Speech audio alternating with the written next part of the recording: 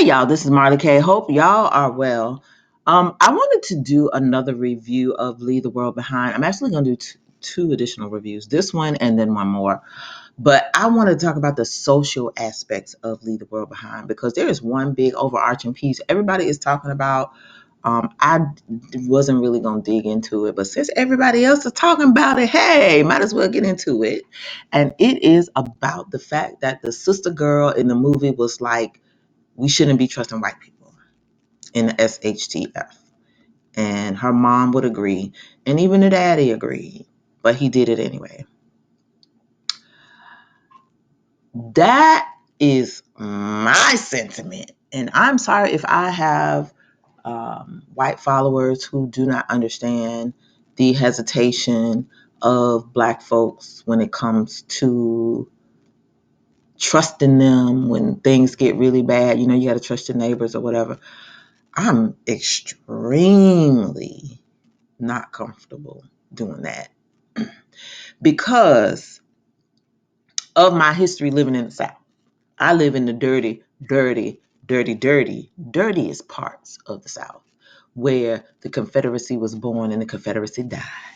I know what white folks would do for you before they get in trouble, and I know what they'll do for you when they want you to help them get out of trouble. And we have the proof hundreds of years later of what they'll do for you after you finish fighting for them and you get out of and they get out of trouble.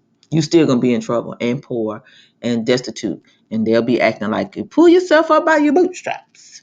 So when the lady in the movie said what she said, you know, I was thinking that from the time the black people opened the door. I was like,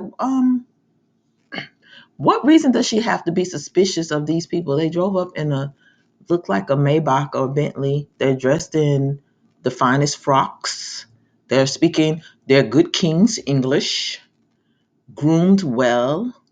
And the white woman is like, what you doing here? Like, you ain't supposed to be here. Like, nobody's supposed to have that type of house and live in that community except for them. And so that was the air she had. And her husband was the complete opposite. He was just a happy-go-lucky, nice guy and helpful, you know, just trusting, which I appreciated. Usually it is the opposite. It's the man that has the attitude of the white woman, and the white woman, you know, could have the attitude of the man. But for this particular role, I'm glad they switched it because it gives us something else to talk about.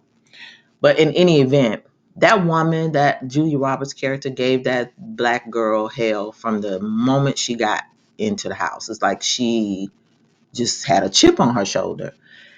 She was bothered by the man, but she was really bothered by the woman. And so I was thinking to myself, see, nobody have time for that. The world coming to an end, no communications, you don't know what's going on, you're away from home. Now, these black people came to their home because that's their house.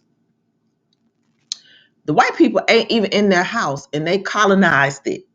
You know, that's what I equate what they did. They went for a weekend, but they took it over like it was theirs, even after the man proved, you know, to them that he knew his way around the place and so on. Even though he didn't have his ID, because he was escaping the city, trying to get out before everything closed down, which eventually it did. The white lady was like, she just did not believe him. What are they doing here? What you doing there? Why you didn't take your hoity-toity self home? You know, she didn't want to leave his house and basically took over the house the entire time she was there, and the black man let her. I had such a problem with that. I had such a problem with the black man's passiveness in that movie. He left his daughter alone with the white lady who he knew didn't like his daughter. He ignored the disrespect. He never spoke up on behalf of his daughter. He's supposed to be the head of the household and her protector. I had a problem with that. I had a problem with the fact that the white man never said nothing to his wife about her attitude. He never checked her. She was the man and he was the woman. Everything about these relationships between the men and the women in the movie were unhealthy and out of order. And so I don't know if that was intentional or if it was just meant to be an example of how dysfunctional households will be in the event there is a SHTF event. In any event, it's very creator like. We were not created to live like that, and it just made me feel really uncomfortable. I did not like the fact that the children in the movie were so disrespectful. While the young lady was talking to her dad, and they were having young adult conversations, the white folks' children was real disrespectful. They were cussing and doing everything, and I was like, this, you could just see the stark differences between how white people live and how they raise their children, how black people live and how black people raise their children. Even if they're poor, a lot of times they don't allow their kids to talk to them and curse in front of them the way that the white children did in the movie. Another thing that I had an issue with is the fact that this man, the black guy in the movie, the homeowner, he went out of his way to help the white guy and his son while not helping his daughter. His wife was gone, probably, well, and definitely not going to be able to get back into the city to get to that house for a very long time, if ever. And the daughter was distraught, and he did very little to comfort her, but he made sure he comforted that white woman and aided the white man and his son. I was just really disturbed by a lot of the assumptions in this movie that we just supposed to be o- just overly helpful to complete strangers and neglecting our own family. I hope black people did not walk away with that takeaway. I hope black people listened to the words of the sister girl and was like, we should not be trusting them, because that's been something that, like, my dad instilled in me a long time ago. And although I have casual relationships with a lot of white people, at any time they can turn into the children of the corn. They can be nice and June cleaverish. They can be nice, but they can turn into the children of the corn. At any moment, anything can set them off and they can be that. So, I was confused at the end of the movie, towards the end of the movie, when they were talking about getting to the bunker, and the black guy was like, I need to know you're going to be with me. I was like, Ninja, what you mean asking this white man, is he going to be with you? He ain't finna be with you. You already know what time it is. He going to be trying to screw your daughter because your daughter already told you that's what he was trying to do. Or she didn't say he was trying to, but she said he had that air that he would if he could. Sister girl picked up the vibes because she had spiritual discernment. The black guy, I had already been dancing with the wife, inappropriate. Just so many inappropriate things about this movie. The way that they just split up. The husband would just kind of let the wife go do whatever, and she just marching around angry. Then they in the study looking at albums. The next thing you know, they dance to some music that I was trying to figure out, why is this song in here? And the words of the song, you getting kind of close. I feel something coming through. I feel a poke coming through on you, or whatever the song say. I forgot who sings that song, but anyway, you have to go look at the words of that song, and I'll put the song in the description of this video. But anyway, that whole scene just irked my nerves. There were a lot of inappropriate interracial sexual access things that I just was like, why is this in this movie? Why is this in this movie? And so, there was this overarching, the young boy, inappropriately taking pictures of the girl's butt while she was at the pool, then in the movie jerking off to it, and then he gets sick. I was like, judgment. Look at that. Judgment.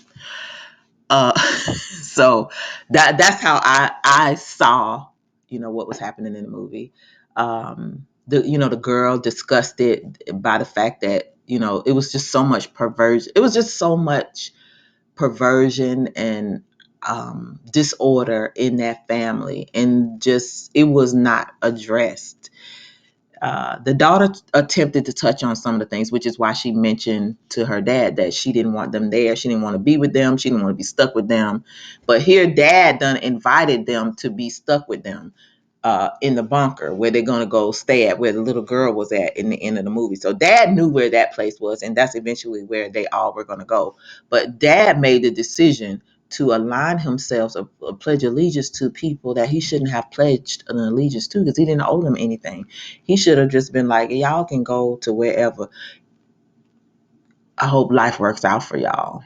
Because he had no reason to be nice or kind to them. The woman was nasty to them to the very end, even to the girl, until she thought the girl was about to get eaten by a deer, and the deer wasn't going to eat her. The deer was just connecting with the people, that with a person that has dominion over them, because the creator gave us dominion over all the things of earth. The curses are broken.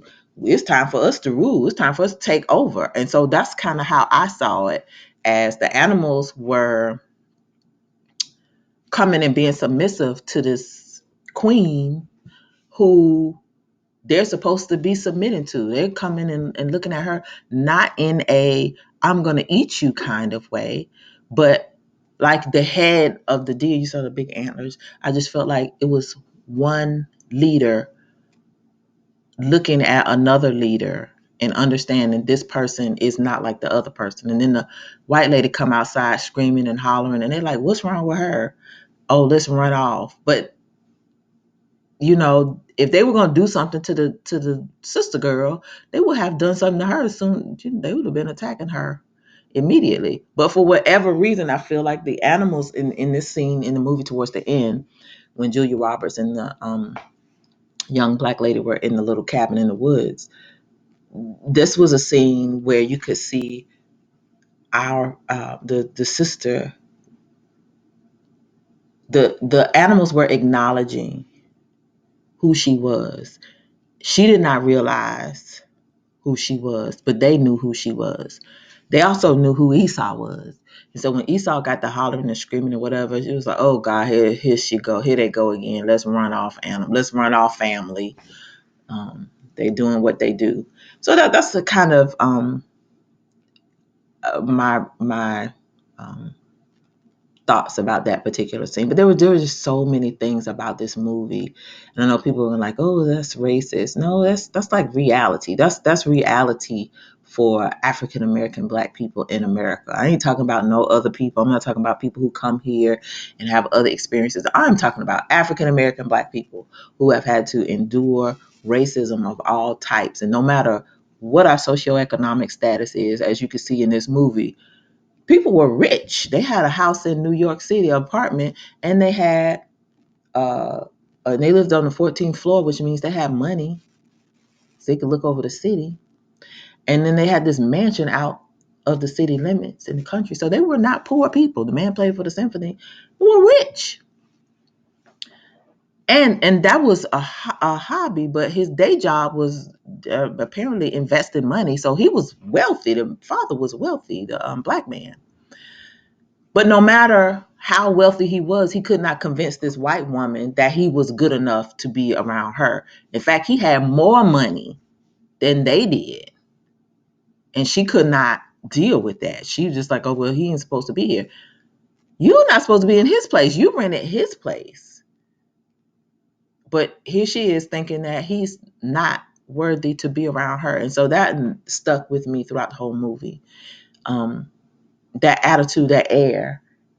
But at the end of the day, the black girl was like, we're all in this together. We don't have anything. We're all we have. Do you care? That's going to be your sentiment when you stuck with the majority of children of the corn people that you don't know. You're going to be trying to convince them. They're going to be doing their whatever they do, ranting, crying, parading, and we're going to have spiritual discernment. We're going to know how to live because been taught to live without a lot of these things. We know how to live without communication. We know how to live with the basics. Stuff like that ain't gonna make us afraid. We don't really have a reason to be afraid because we haven't hurt any of these people. Like they're talking about, this group, this is the Koreans doing this on this side, the Iranians are doing it on this side, yada yada yada. And the guy who was the prepper was like, well, we've made a lot of enemies. Yeah, white people, y'all made a lot of enemies. Black people didn't make any enemies. We don't have no army. We don't have a military. We don't have one weapon. We don't have one bomb. And even when we've gone to other countries to do war on behalf of the United States, a lot of our soldiers, people who come in contact with our soldiers will tell you our people don't act like white people. Now, I'm not saying that black people in the military don't have issues and don't do stuff, because I'm sure they do. But my point is, the majority of black people in the military do not treat people they are at war with the way that white people do. White people tend to be more barbaric. They're just different, and I'm just leave it there. And they don't have an issue with taking life. We do. That's because that's not how we are. We are not supposed to live like that. It's not in our DNA. Our Father did not make us like that. And if we are not warring on our behalf, we really don't have a reason to be warring. Now, do we have issues in our community? Yes, our issues stem from Esau and them programming us. Esau them making us poor, so we have to prey on each other. Esau them have been barbaric to us, and so we in turn act out what has been done to us on our own people. And so, I'm not saying that we don't have any issues in our community, but as far as this movie goes, I think it was spot on, and it was a really good nugget to put in there. And I know white people caught it and they all like upset, oh, that's racist. No, it's not racist. It's real. Look at global history. Look at all King Leopold went over there to the Congo, killed all those people. Look at allegedly Christopher Columbus came over here, killed all those Native Americans.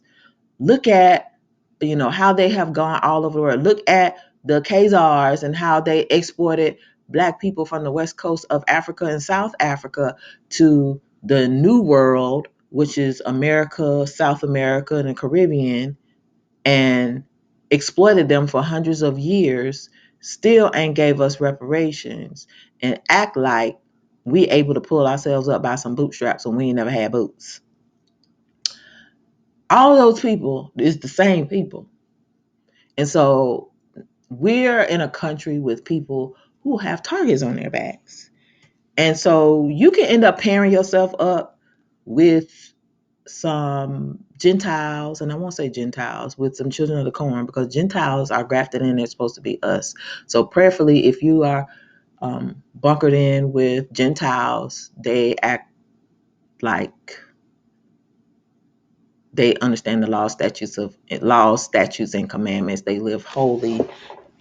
They're Sabbath keepers, and they are not trying to rule over you because they understand they are getting ready to go into captivity, and their days of ruling are over. They can't trust you and follow you in your spiritual discernment. Then they probably should not be bunkered with you. And so that is something that you need to have a conversation with if you're going to be bunkered down with white people, black people. If you're talking about random people, I'm praying that I don't need to be helping no random white people. I'm trying to make connections with white people that I will need in the event there is a SHTF, because there are some things in our community we don't have that they have. And I live in a community, a rural community, so they have farms, they have cows and milk They have dairy farms. They have chickens. They have things that we don't necessarily have. So if I need some help, I would like to be able to barter with those people, or uh, be able to ask questions and not be shot when I walk up in the yard. So, I just don't really know, why people are upset about that scene in the movie where the black girl actually comes out and says that we shouldn't trust, or the black people in the movie shouldn't trust white people, when immediately, as soon as the black people came to the door, the white woman did not trust the black man, and it was clear, it was fine that she did not trust the black man and his daughter. Nobody had anything to say, but and then that was non-verbally communicated norm. It's a standard for them not to trust us. But as soon as we say we don't want them around in our house and we shouldn't be trusting them, oh, the internet is tore up into pieces. Esau has done enough throughout the world to not be trusted. Esau's reputation precedes Esau and Esau's descendants, Esau's children. So when you understand the history of who these people are, and you understand today, from who they are way back when to today, if you still trust them, then that's on you, is your prerogative, but you also have to deal with the implications of that. I just want to say that it is perfectly healthy and normal not to trust your abuser. It is perfectly healthy and normal for you not to trust somebody that you've been in a domestic violence situation with for hundreds of years. Your mama been in the domestic violence situation, your daddy, your grandma, your great grandma, your great great grandma, and your great great great great grandma. Everybody been in your family that you know of that has been in this country, has been in a domestic violence situation with the same people. And it's not like it's over. It's not like they've apologized. It's not like you can't see the implications of the abuse today. It's not like you don't get up and go to work and experience it. It is not like when you look at your bank account and then you compare your wealth to the wealth of somebody else in your community who had advantages that you didn't have. It's not like you can't see it and experience it. You still see the abuse every single day. You send your kids to school to an abusive, um, violent, public education system. Our men and women go work in a military that upholds white supremacy. We go work for employers who discriminate in hiring and in pay. You go ask for loans from systems that discriminate. I was just looking at a story the other day where I don't know if it was Wells Fargo or JP Morgan Chase, one of these banks, I think it was 12 of them, are having to pay big fines to the government because they discriminated against blacks and single women, or women, minority women, more than other groups when it came to giving out home loan mortgages or something to that extent.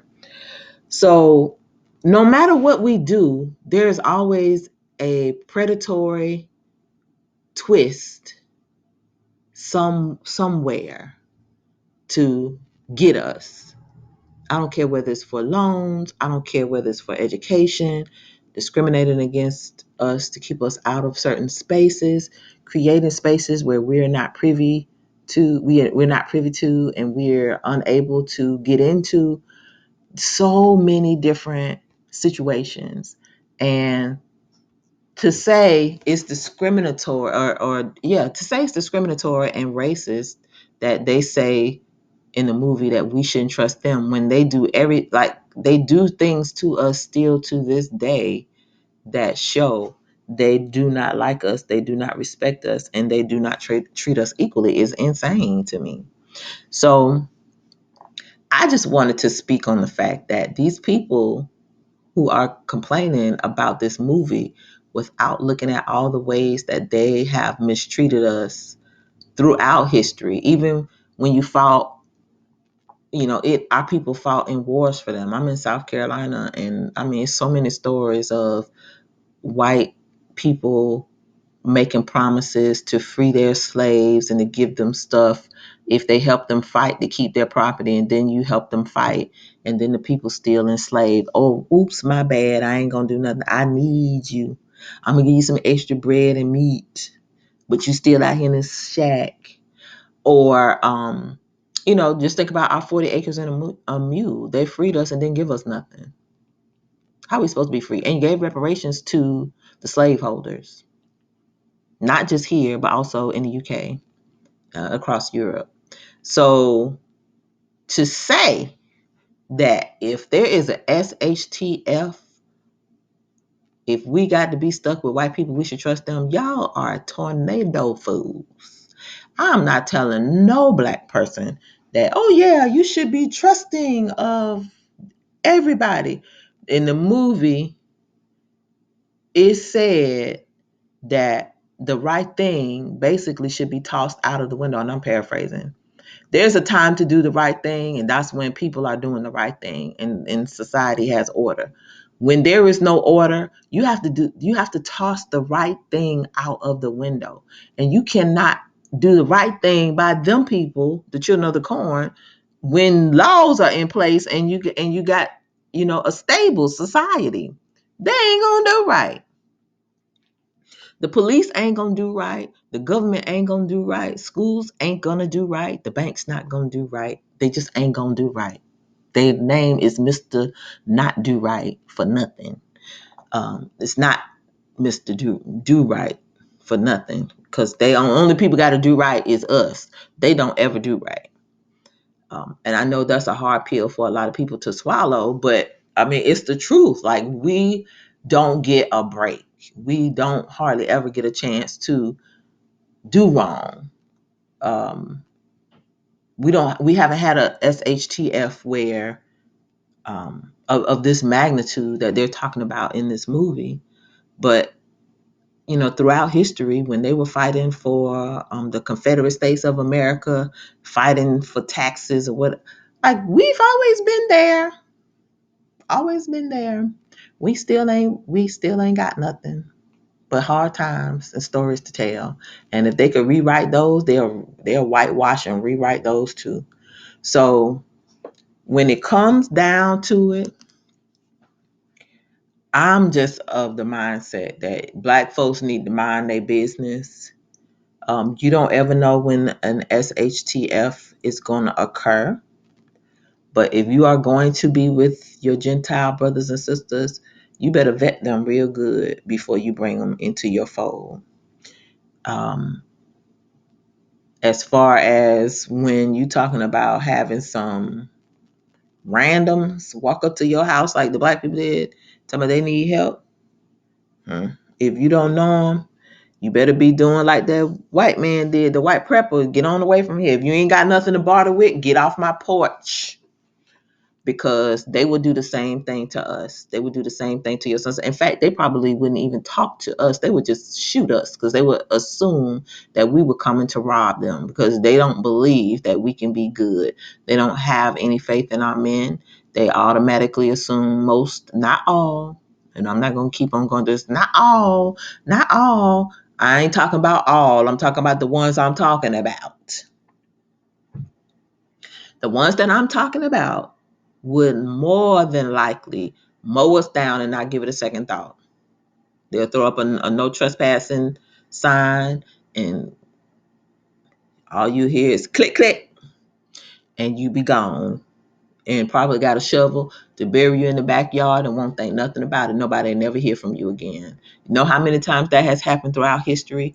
More times than you can shake a stick at. So for black folks to still be sitting here thinking this place is coming down, and you're going to be trying to help the people that have kept you captive here and not helped you and not do nothing. And I'm not saying you can't be no good person. You can do whatever you want to do, but understand the risk that you are taking and understand the hell that you could possibly be enduring if you decide to bring those people into your home, if you decide to put those people in your car, and especially you men. The thing that I want to um, impress upon men is the things that this man did in this movie were so wrong and so egregious on so many levels. You left your daughter with a white woman who don't like her.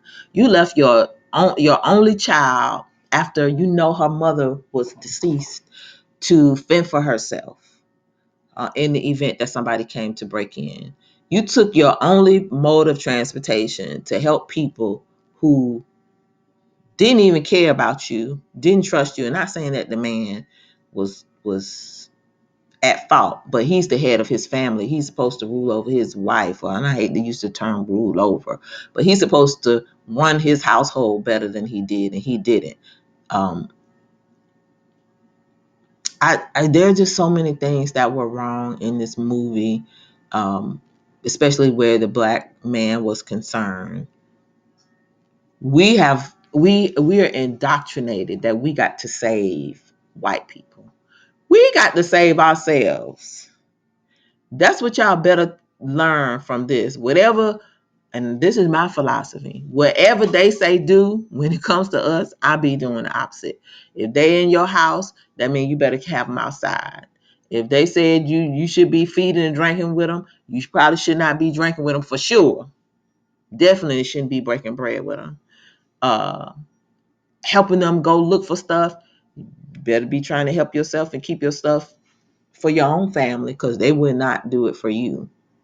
In the SHTF, they don't hardly like each other, as you can see in the movie, because the white man was ready to shoot the white man, and he knew the black man. So we already know the black man could have got it when he pulled up.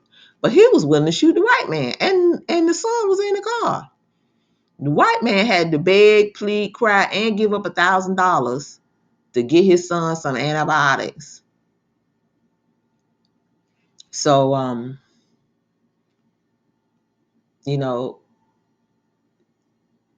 addition to being prepared physically and financially, which I don't think in SHTF, your money ain't gonna do you no good, as you can see, unless it's to barter. And if the money ain't no good, you can't spend it no place, then what difference does it make?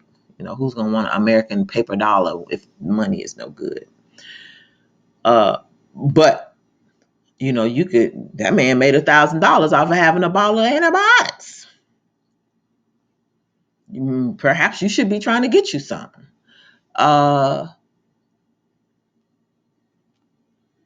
Food, clothing, learning skills to be able to help people. Those types of things are going to be valuable in an SHTF. There are people who are going to have bunkers who ain't going to be able to get to them.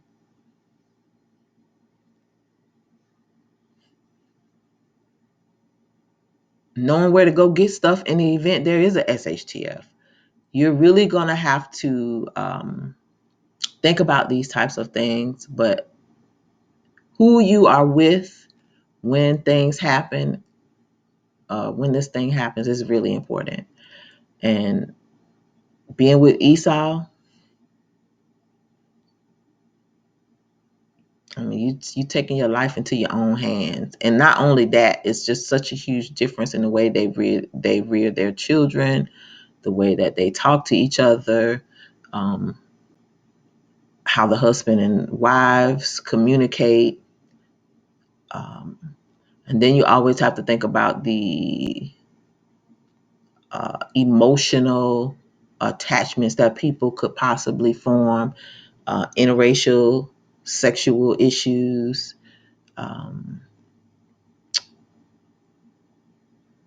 It's a lot of stuff that you need to consider. And this movie touched on a lot of things that could easily happen in the event there's a SHTF and you happen to be in the vicinity of those people.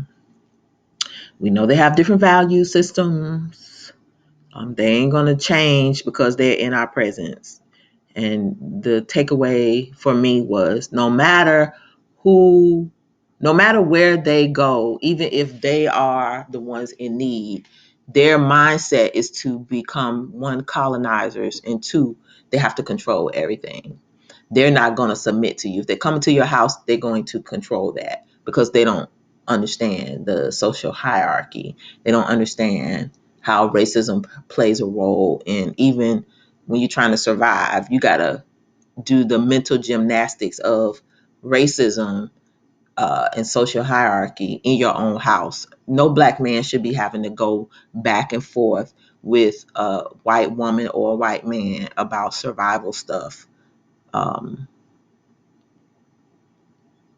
just shouldn't. If they need you, then they need to rely on you and trust you and should submit to you in your home. Ain't no way you're gonna come into my house and then tell me what I'm gonna do and what I need to do and drink up all my wine and libations and holler at my daughter. Oh no. Oh no, ma'am, no sir. You sure ain't. You gonna be outside. When they came back with their little bags talking about the roads was clogged, I would have been like, well, you just best to get on. Can't come back here, sorry. And I would have had to go pray and ask the Most High for forgiveness. But we're going to have to learn how to do war. We're going to have to learn how to do war with our hands. We're going to have to learn how to do war with them, with our spirits and with our minds. We'll have to have peace about it because these people are not, they're not our brothers and sisters. They're not Israelites. Those are the people that you're supposed to help first. If you're gonna help anybody, you're supposed to help them first. And I ain't saying you're supposed to help them because a lot of our people, they ain't right either. But I ain't talking about them in this particular video. I'm talking about this movie. So I just wanted to share my 2 cents about the Leave the World Behind, the social experiment review. And I call it that because, they call America a melting pot, and it is a big social experiment. It don't work, which is why it's collapsing. The dominant society has dominated, and war is welcome. They are some of the cruelest rulers the earth has ever seen. And as we get to the end of time and it's time for their rule on earth to be over, they're going to try to get rid of us as best they can because they don't want their rule to be over. And the more of us, the more of us gone, the fewer of us that are left to rule in the millennial kingdom. So understand, if you're planning on being around here, you better pick your doggone bunker mates wisely. The movie said a lot of stuff. The movie was trying to tell you a lot of things. There are real things with real implications. You can sit around and you can be all political and act like, oh, that wasn't right. Or we can look at history and look at what has happened to us when we align ourselves with Esau and children of the corn, when we live amongst Esau and children of the corn. We hardly ever come out unscathed. Everybody got stories. Everybody's got stories. My children got stories. My daddy got stories. My mama got stories. My grandma had stories. I got stories. Everybody got stories. My friends got stories. Everybody got stories. Even raccoons. Raccoons got stories. Now they tend to hide the stories because they like their butter biscuits, but they have stories too. So when you get to the SHTF, you better know who is riding with you. And you can be crazy and trusting of these folks if you want to. But what I do know is if you do, you're going to have hell on your hands like this man in this movie. And you're going to be stuck with them because they're not going to have any place else to go. Because while they want to talk trash and tell you what to do, that man was at his house. That brother was home. Them white people couldn't go back to the city unless they walked. And even then, the woman saw the city being blown up, bombs being dropped on buildings. Heard guns going off and all kinds of stuff. She couldn't go home if she wanted to. She didn't have no place else to go. And yet she still had a bad attitude. Well, by that time, the movie was going off, so we don't really know what her attitude was like afterwards. But I'm gonna tell you, after all the hell she gave those folks over those 2 days, and she couldn't stay at my house, I would tell her, honey, you got to take your children. You and your children got to go find you someplace else. Go find some more white people who gonna have sympathy for you. But I can't do it. I couldn't have done it. I just couldn't have. And it don't have nothing to do with forgiveness. It has to do with coming humbly, being gracious, and folks will extend mercy and grace unto you. But when you ain't got none, um, I can't make you humble. And I surely cannot bring you into my house and let you disrupt my house because because you didn't prepare, because you in the wrong place at the wrong time. Oh no, no, no, and no. I can't do it. I cannot do it. I'm not telling anybody else to do it either. Um, what was done in this movie, black folks, y'all should not do that. You don't abandon your children for nobody. You don't give up your house for nobody. You definitely don't let Esau and them talk to you any kind of way and be disrespectful and be passive. Don't, brothers, y'all can't do that because how will everybody else in your household you're responsible for look at you after you do that? They don't have no respect for you. You sleeping in the basement of your own house and you letting them rule on top, having access to everything. Oh no, mm-mm, mm-mm. And then you lusting after Miss Lily, man. I don't even know. I just can't. I'm gonna end right here. All I'm saying is take heed to the message of that movie, the social aspects of it. And while the quiet part was said aloud, there are some things that this movie tried to convey to us that we need to be helpful. We always got to be saving Miss Karen them. That they always gonna have access to us. They're always gonna be trying to cleave unto us, even when they don't deserve it, even when they're not worthy of our help. They're still going to try to come and take our resources and act like they're entitled to them because that's what they expect from us. That's how they have trained us. And that's what this movie has shown us. So um, be wise, brothers and sisters. Be wise.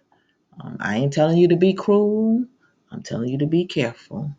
You better read your word when it comes to how you're supposed to treat your enemies. It said love them, but it didn't say how close. It didn't say you had to help them.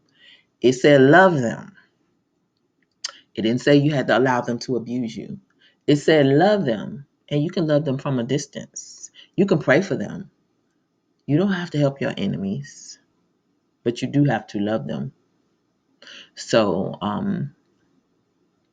I know there are going to be some people who come in the comments and be like, oh, give me another scripture. I don't care what you're talking about. I don't care what you're talking about because your experience is not my experience.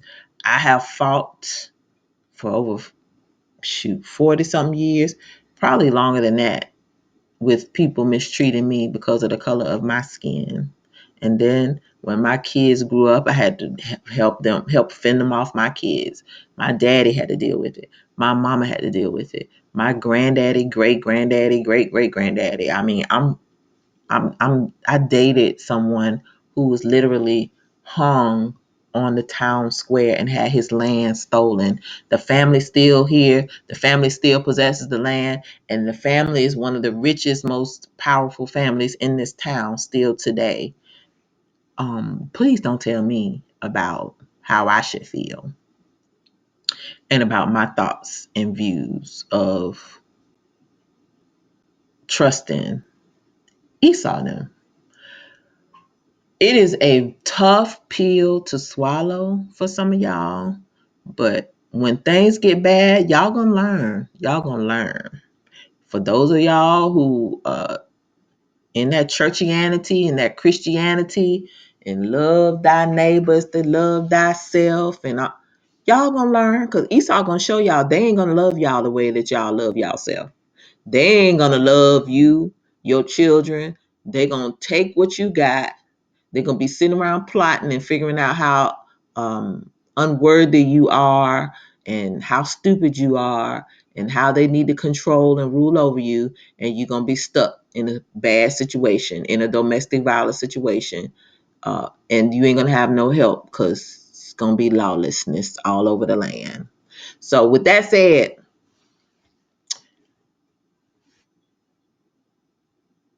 choose wisely, people. Choose wisely in the SHTF, because you could find yourself stuck with some white people who come in and colonize your house, steal your husband or your wife, lusting after your children, bringing all types of perversions in that you didn't have to deal with prior to, disrespect, extra problems that you didn't have before they arrived, in need of healing, in need of you because they are unprepared to take care of themselves, didn't listen, didn't prepare, won't listen to you now, but going to be looking for us when things get bad because they don't know how to live on the bottom. They don't know how to do without. They need us. We don't need them. And that is what they're going to learn in the SHTF. Their money is not going to help them. Their degree is not going to help them. Their nice neighborhoods, they all encapsulated in, not gonna help them. Nothing's gonna help them. They're going to need us. We're not going to need them. Black people are gonna be okay. Now some of us gonna be ignorant and not be okay because we're just not. But the majority of us gonna be okay. And I pray that a lot of us get on one accord in the SHTF, because we ain't doing it now. I think that's probably the only thing that is going to bring us together is trouble. But in the meantime, this movie is something for us to think about when it comes to us needing to be a family, reconnect, and do what we need to do, or figuring out who you can trust and sticking with them, having a plan. But what happens if your plan is unable to come together because folks can't move? You also need to have a plan, a backup plan, a plan A, B, and C. But your plan should not include, unless you have vetted and Esau them. And I say Esau them, children of the corn. You asking for problems if you want to tangle yourselves up with children of the corn. Unless children of the corn are Gentiles, they understand what is going on. If they're not awakened, they don't understand that 400-year rule is over us, and that they have to submit to us, and that they have to trust us and take our guidance if they want our help. Don't put yourself in that position. And even then, if you looking at signs and seeing and hearing that Esau and them ain't talking right, and that's your bunker partner, you better be trying to be like, nah, I don't think this gonna be no good idea. Because once you get stuck with them, you gonna be in trouble. That's all I got, y'all. This is Marla Kay. This is my second review of Leave the World Behind, the social experiment review. My next review will be about the different signs and symbols and other things that I noted in that movie, and I watched it again, and I found so many things. Probably still missed a bunch, but I have like 6 or 7 pages of stuff that I want to share. And some of the things that I don't know, I would appreciate if you could leave in the comment section of the next video. Things that I can't necessarily explain, but I noted them because they were prominent and I know it was significant. So in any event, please like this video, share it, and subscribe to the channel if you like this type of content. Follow me on Rumble and Odyssey. In the event that this channel goes down and I'm unable to post, I will post content on my Rumble channel, and all of my old content on YouTube is backed up on my Odyssey channel. Follow me on social media. I'm on Instagram and Facebook. In the event that this channel goes down, I will notify you that I have a strike or I'm booted, and then that way you can follow me on the other streaming platforms. Lastly, if you appreciate this type of content, please consider giving a donation. The links are in the description. We are often persecuted for our views and for speaking the truth and for using the evil communications platforms to convey things that need to be said to our people. So, understanding this, your contributions will be greatly appreciated. Lastly, keep praying, keep prepping. One thing about this movie that you can see, a lot of people are going to be unprepared. That brother in that movie was prepared. He had enough to share with others. We're supposed to prepare. We're supposed to have enough to share with others. But I need y'all to pick good people to be hunkered down with. Don't hunker down with no anybody. Don't pick up no strays who gonna suck up your resources and not have anything to contribute and have a bad attitude. That's a no. Keep repenting daily for sins of commission and sins of omission. Keep the Sabbath. Obey those laws, statutes, and commandments, and make sure that you read the word for yourself when it comes to how Israelites are supposed to treat enemies, because these folks done lied to y'all, got y'all thinking y'all supposed to bring them in and feed them. That is not what the Most High told us to do with our enemies. Now, he did say love them, but he didn't say let them be all up on top of your head, having sex with your wife, uh, lusting after your children. He did not tell you to bring them into your house either. Not if they are not converted. So I'm going to just leave that there. This is Marley K. Thank y'all for hanging around to the end, listening to this commentary. And I am out.